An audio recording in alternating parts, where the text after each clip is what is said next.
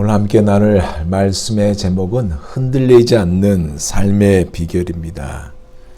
여러분, 우리 예수님이 우리의 삶 속에서, 우리의 신앙에서 제일 원하는 것, 바람이 있다면 그것이 뭐라고 생각하십니까? 아마도 우리가 초보의 신앙, 즉 초보의 도를 뛰어넘어 성장하기를 원하심이 우리 주님의 바람이 아닐까. 바꿔 말하면 그리스도의 장성한 분량만큼 성장하기를 원한다는 것입니다. 그죠? 그러니까 언제까지 우리가 영적인 어린아이로 있기를 원하지 않는다는 것이고, 우유를 떼고요, 단단한 식물을 씹어 먹고 건강한 자가 됨과 동시에 아울러 타인도 돌보는데, 단순히 돌보는 것이 아니라 그 돌봄에서 벗어나 그들을 능히 세워나가는, 제 몫을 다하게 하는 영적인 성숙의 삶을 살기를 원하는 것이 우리 주님의 바람이다라는 것입니다. 오늘 우리가 읽은 본문이 바로 이 이야기를 하고 있는 것입니다.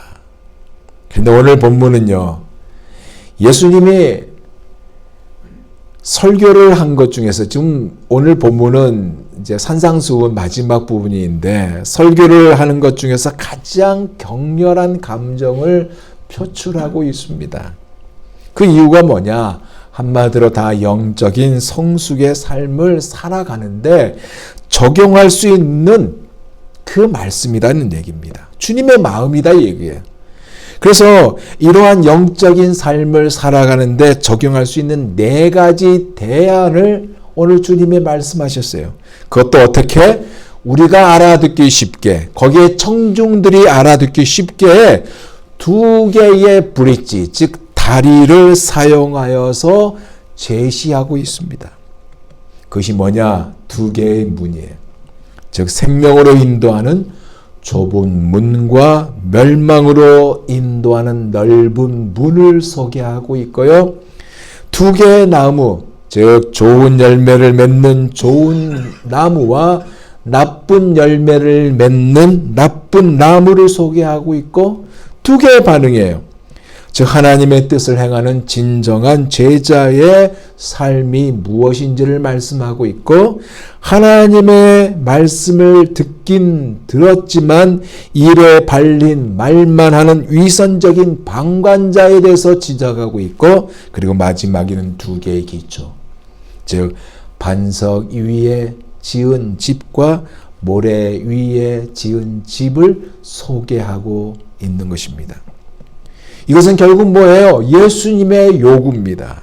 이 요구가요, 불신자들에게는 믿음으로, 그리고 신자들에게는 제자의 삶으로 초청하는 부르심입니다.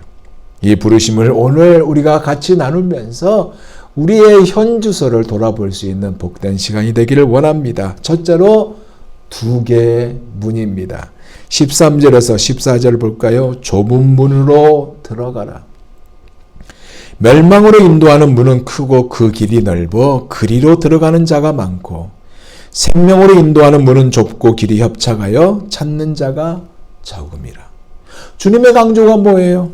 좁은 문으로 들어가라는 것입니다.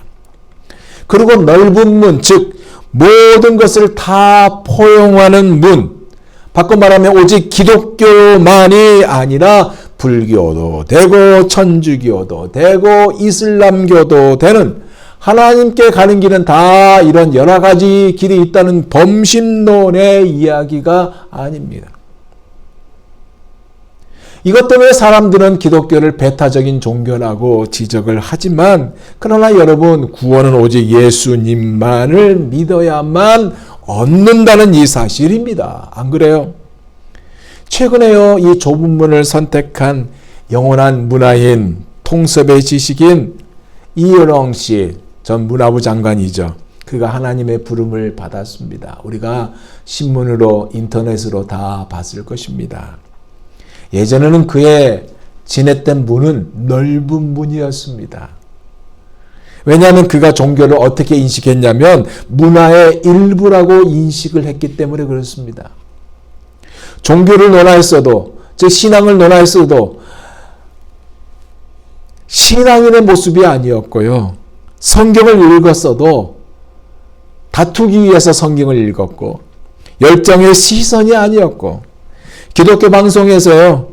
지명관 한림대 석자 교수와 1년간 성경을 놓고 대담을 했어도 제3자의 입장, 즉 객관적인 시각으로 종교를 하나의 문화의 현상이라는 그 비판적인 시각을 늘 고수했던 자가 바로 이여령 씨였습니다. 근데 어느 날 그가요, 온누리교회 하영주 목사님에게 세례를 받았습니다. 우리가 잘 아는 내용이에요. 그가 뭐예요? 좁은 문으로 들어섰습니다. 죽음이 끝이라고 생각했던 그가요, 영원한 생명의 자리에 서게 되었고, 예수의 부활을 믿지 않았던 자가 예수의 부활을 믿은 자가 되었고, 예수님을 나의 구주로 영접하는 좁은 문을 선택했다는 것입니다. 그 이유가 뭐냐? 하나님의 예정과 택정과 그리고 그의 딸 이민아 목사의 기도와 삶의 모범이었습니다. 여러분 아시다시피 그의 딸 이민아 목사는 아버지보다 먼저 하나님의 부름을 받았죠. 그녀에게는 참으로 많은 시련이 있었습니다. 미국에서 어렵게 공부해서 변호사 자격증을 땄고 변호사가 되었는데 그에게 찾아온 것이 뭐예요? 갑상샘 암이 생겼습니다. 찾아왔어요. 그것뿐만 아니에요. 유치원에 들어간 작은 아들이요, 특수자폐아동 ADHD로 판명받아가지고요, 울지 않고 잠을 잔 적이 없었다는 고백을 하였습니다. 그렇게 힘든 난난을 보냈어요. 그럼에도 불구하고 그녀는 늘 하나님을 찾았습니다. 아버지를 향한 기도가 늘 있었어요. 얼마나 그녀가 스트레스를 받았는지 망막까지 파열돼 버려서 시력을 잃어버렸습니다. 이것을 아버지가 봤어요. 또한 그녀는 이 시력까지 잃어버렸을 때 난생 처음 정말 하나님을 무척이나 원망했다고 그랬습니다. 근데요, 하나님이 그녀의 시력을 회복시켜 줬어요. 고쳐주셨어요. 이것을 또한 아버지가 봤습니다. 그리고 딸을 치료하신 하나님을 영접하는 좁은 문으로 그가 들어섰어요. 그가 이 좁은 문을 선택한 이유를 이렇게 고백했습니다. 들어보세요. 딸의 고통 앞에서 아버지가 해준 것은 아무것도 없었지만 딸이 오랫동안 믿어온 하나님은 기쁨을 주었고 상처를 치유해 주었다. 그는 딸이 믿는 대상을요, 지성이 아닌 경배의 대상으로 다가갔고 자신의 믿음을 딸과 함께 공유했습니다. 임종 전에 그가 이런 고백을 하였어요. 모든 게 선물이었다. 내 집도, 내 자녀도, 내 책도, 내 지성도, 산소도, 바다도, 별도, 꽃도 모든 게 하나님의 선물이요 은혜였다. 모든 것이 은혜, 은혜, 은혜, 한없는 은혜, 내 삶에 당연한 거 하나도 없었던 것을 모든 것이 은혜였소. 그가 이렇게 고백하고 하나님의 부름을 받았습니다. 사랑하는 여러분, 그런데요, 대부분은 어떤 생각이냐? 개방적인 사고방식을 가지고요, 자기처럼 똑똑한 궤변들과 어울린다면 학식이 있다고 여기고 학문적 업적이나 학위가 있으며 생각이 깊고 세련된 말을 한 자들의 의견에만 귀를 기울인 것이 대부분의 모습입니다. 오히려 좁은 길과 좁은 문을요 낡은 것이라고 비우세요. 제가 아는 목사님의 딸이요 보스턴대에서 공부하고 있는데 그곳에서 동성애를 비판하면 한물간 사람이라고 비웃고 심지어 고소까지 당한다고 낡은 사상이라고 비웃는 소리를 듣는다고 이야기를 들었습니다. 이것이 넓은 문이에요. 하지만 중요한 것은 주님의 말씀이 뭐예요? 넓은 문이 아니라 좁은 문이라는 말씀입니다.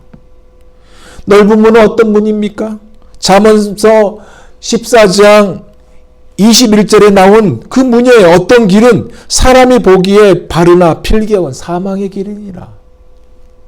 하지만 좁은 문은 어떤 문이에요? 살아나는 문입니다. 하나님과 함께 영원한 삶으로 들어갈 수 있는 유일한 문이고요. 아들을 통한 문이에요. 그러기에 주님께서 내가 곧 길이요 진리요 생명이니 나로 말미암지 않고는 아버지께 올 자가 없느니라. 그렇게 말씀하셨던 것입니다. 두 번째로는 두 개의 나무예요. 15절에서 20절을 볼까요? 거짓 선지자들을 삼가라. 양의 옷을 입고 너희에게 나아오나 속에는 노락질하는 일이라. 그들의 열매로 그들을 알지니 가시나무에서 포도를 또는 엉겅퀴에서 무화과를 따겠느냐. 이와 같이 좋은 나무마다 아름다운 열매를 맺고 못된 나무가 나쁜 열매를 맺나니 좋은 나무가 나쁜 열매를 맺을 수 없고 못된 나무가 아름다운 열매를 맺을 수 없느니라.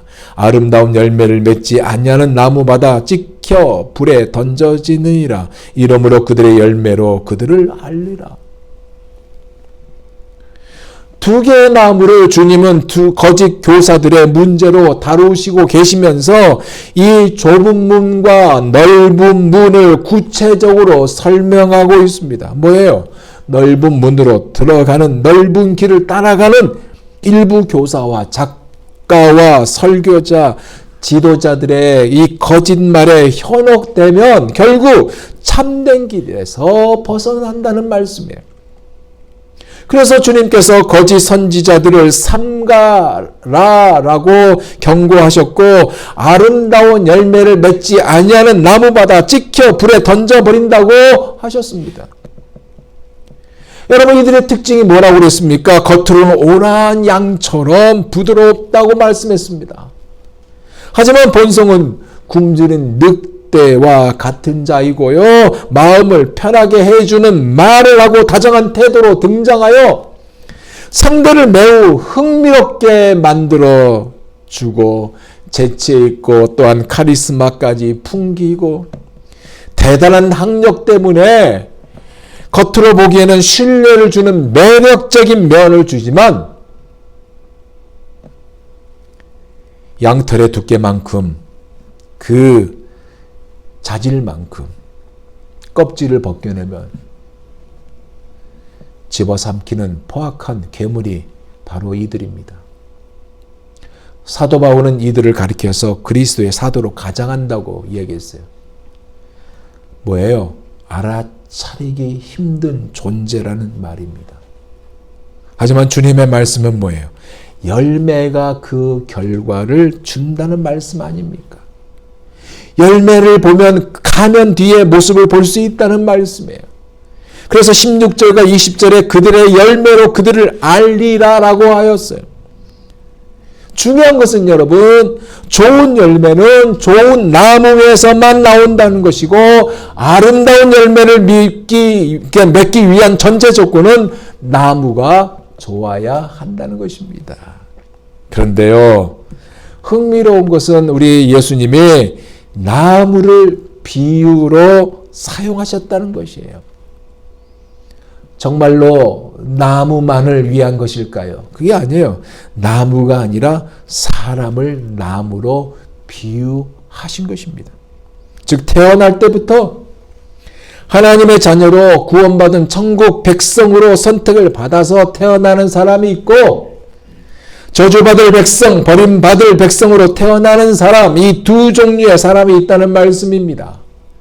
그러나 우주 만물을 창조하시고 주관하시는 우주 만물의 그 주인이신 만왕의 왕이 되시는 거룩하신 하나님이 창세전에 우리를, 아니 여러분을, 아니 나를 선택해 주시고 영원한 생명을 주시고 영원한 천국 백성이 되게 하셨다는 이 사실을 여러분 꼭 믿으시기 바랍니다. 그리고 그렇기 때문에 이유 때문에 오늘 우리가 이렇게 우리 사랑의 교회에 나와 예배드리고 있어요. 좋은 나무는요, 나쁜 열매를 맺을 수가 없어요. 못된 나무가 또한 아름다운 열매를 맺을 수가 없어요. 좋은 나무는요, 반드시 아름다운 열매를 맺어야 하고요. 반드시 그 목적대로 아름다운 열매를 맺어야 하는 것입니다. 그렇게 하기 위해서는 뭐가 필요하냐? 영양분을 공급받아야 되는 겁니다. 그러면 영양분이 뭘까? 하나님의 말씀이 영양분입니다. 하나님의 말씀을 가까이 합니까? 그러면 아름다운 열매를 맺게 돼 있어요. 하나님의 말씀대로 순종합니까? 아름다운 열매를 맺게 되어 있어요. 워낙에 우리가 하나님의 말씀을 가까이 하고요. 그래서 아름다운 열매, 꼭 좋은 열매, 이 아름다운 열매를 맺으시는 여러분이 다 되시길 예수 그리스도 이름으로 부탁드립니다. 세 번째로는 뭐냐? 두 개의 반응이에요. 21절에서 23절을 봅니다. 나더러 주여 주여 하는 자마다 다 천국에 들어갈 것이 아니요 다만 하늘에 계신 내 아버지의 뜻대로 행하는 자라야 들어가리라. 그날에 많은 사람이 나더러 이르되 주여 주여 우리가 주의 이름으로 선지자 노릇하며 주의 이름으로 귀신을 쫓아내며 주의 이름으로 많은 권능을 행하지 아니하였나이까 하리니 그때 내가 그들에게 밝히 말하되 내가 너희를 도무지 알지 못하니 불법을 행하는 자들아 내게서 떠나가라 하리라.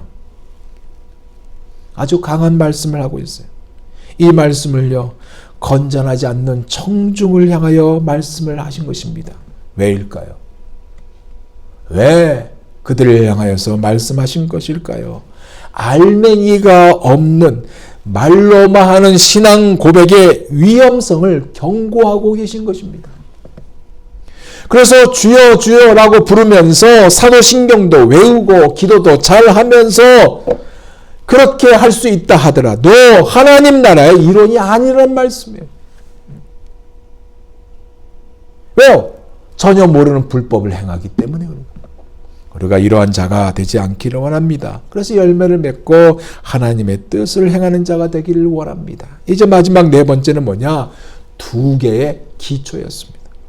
24절에서 29절입니다. 그러므로 누구든지 나의 이 말을 듣고 행하는 자는 그 집을 반석 위에 지은 지혜로운 사람 같으리니 비가 내리고 창수가 나고 바람이 불어 그 집에 부딪히되 무너지지 아니하나니 이런 주추를 반석 위에 놓은 까닭이요 나의 이 말을 듣고 행하지 아니하는 자는 그 집을 모래 위에 지은 어리석은 사람 같으니 비가 내리고 창수가 나고 바람이 불어 그 집에 부딪힘에 무너져 그 무너짐이 심하니라.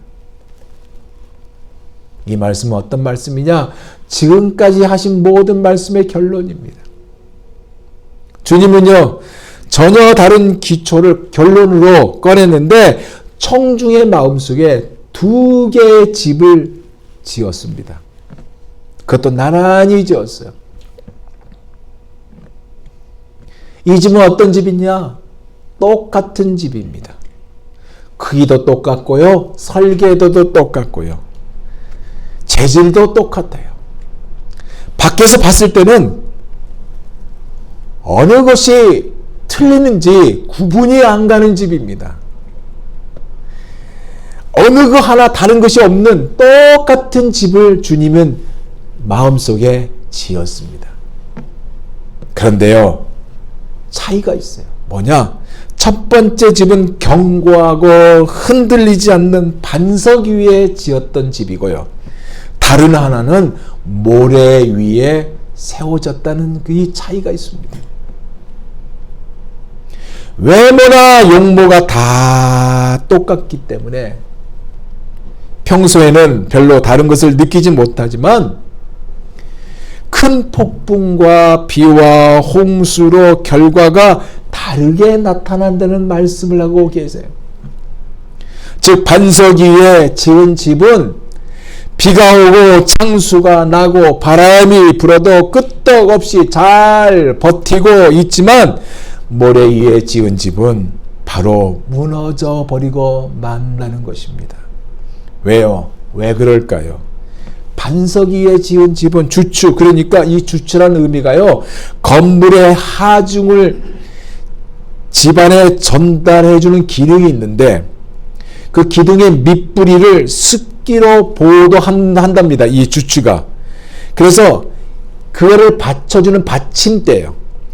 이 받침대를 반석 위에 놓은 까닭 때문에 무너지지 않지만 이것이 아닌 쉽게 지어진 모래 위에 지은 집은 바탕이 반석이 아니기 때문에 무너져 버린다는 거예요. 우리의 신앙에 적용하면 비슷하게 신앙생활을 하는 것 같아도 기초가 아주 튼튼한 반석, 예수님 안에 있으면 무너지지 않지만 그것이 아닌 자는 세상의 흐름과 세상의 사상과 세상의 것을 쫓아가는 자는 모래와 같이 무너진다는 말씀입니다. 그러기에 예수님이 누가 지혜로운 사람이냐고 반문하고 있잖아요. 주님의 말을 잘 듣고 행하는 자가 바로 지혜로운 사람이고 어리석은 사람은 주님의 말을 잘 들었음에도 불구하고 행함이 없는 사람이라고 말씀하고 있는 것입니다. 중요한 사실이 있습니다. 사랑하는 여러분, 우리는요 반석 위에 집을 지은 사람들입니다. 그래서 주의 말씀 듣고서 준행한 자가 되고 반석 위에 터닫고 집을 지음과 같은 사람인 것입니다. 뭐예요? 잘 짓고 잘 짓세 우리 집 잘 짓세 만세 반석 위에다 우리 집 잘 짓세. 이러한 자가 되어야 한다는 것입니다. 이제 말씀을 마무리합니다. 오늘 주님이 이 산상수훈 말씀을 마치는 이 말씀 가운데 아주 중요한 부분이 있습니다. 그것이 뭐냐? 우리가 집을 잘 지어야 한다는 것이 아니라는 얘기예요. 방금 잘 짓고 잘 질세 우리 집 잘 질세 만석 반석 위에다 우리 집 잘 질세 이라는 찬양을 했지만은 우리가 집을 잘 지어야 한다는 것이 아니라는 거예요. 그럼 뭘까요? 이미 잘 지어진 집에 사는 것입니다. 이것과 비슷한 말이 있죠. 뭐예요? 우리는 빛과 소금이고 세상의 빛과 소금이기 때문에 빛과 소금으로서의 그 역할을 감당해야 한다는 것, 이거와 같은 의미입니다. 그리고 좋은 나무이기 때문에 당연히 좋은 열매를 맺어야 한다는 것입니다. 그 열매가 어떤 열매일까요? 그에 합당한 열매. 그리고 성령의 9가지 열매. 사랑과 희락과 화평과 오래 참음과 자비와 양성과 온유와 충성과 절제. 이 열매를 맺어야 하는 것입니다. 우리는 이미 빛이 되었어요. 우리는 이미 소금이 되었다고 했어요. 이미 좋은 나무가 되었고요. 태어날 때부터 양으로 선택받은 하나님의 나라의 백성으로 우리가 태어났습니다. 왜? 창세전에 예정하시고 택정하셨기 때문에. 즉 이미 반석 위에 기초를 둔 사람들이기에 지혜로운 삶을 살아야 하는 것은 지극히 당연한 것입니다. 근데 왜 우리는 지혜로운 삶을 살지 않는 것일까요? 우리가 이 세상을 살아가면요, 이 세상에 살면서 어려움을 많이 만납니다. 당연히 어려움이 있어요. 비가 오고 창수가 나고 바람이 붑니다. 이것 때문에 우리는 생각하기를 하나님도 안 계신 것 같고 믿음도 없는 것 같고 신앙에도 갈등이 느낄 때가 더러 있고요. 늘 기도하는데 응답이 없는 것 같고 하나님께서는 나에게 은혜를 베푸시지 않는 것 같은 생각이 들게 하지 않습니까? 하지만 중요한 것은 이 싸움이 우리의 싸움이 아니란 것입니다. 이미 주님이 승리하셨고 우리와 함께 하시고 이 어려움은 이길 것이고 승리의 나팔을 불게 하신다는 사실입니다. 왜요? 주님이 함께 하시기 때문에. 그리고 주님께서 여러분을 잠잠히 사랑하고 계시기에 그렇습니다. 그래서 우리가 잘 아는 말씀이 있잖아요. 스바냐서 3장 17절. 너희 하나님 여호와가 너희 가운데 계시니 그는 구원을 베푸실 전능자시라. 그가 너로 인하여 기쁨을 이기지 못하며 너를 잠잠히 사랑하시며 너로 인하여 즐거이 부르며 기뻐하시리라 하리라. 여러분 반석이 누굽니까? 예수 그리스도 아닙니까? 전능하신 하나님이에요. 그가 우리 안에 착한 일을 시작하실 것이고 그리스도 예수의 날까지 이것을 이루실 것입니다. 우리에게 필요한 것이 뭘까요? 좋은 열매를 맺기 위해서 당연히 영양분인 하나님의 말씀을 먹어야 되는 것입니다. 하나님의 말씀을 먹고 그 영양분인 이 말씀에 순종함으로 이번 한 주간도 이 축복된 삶을 누리면서 주님을 마음껏 찬양하는 우리 모두가 다 되시기를 예수 그리스도 이름으로 축원드립니다. 기도하겠습니다.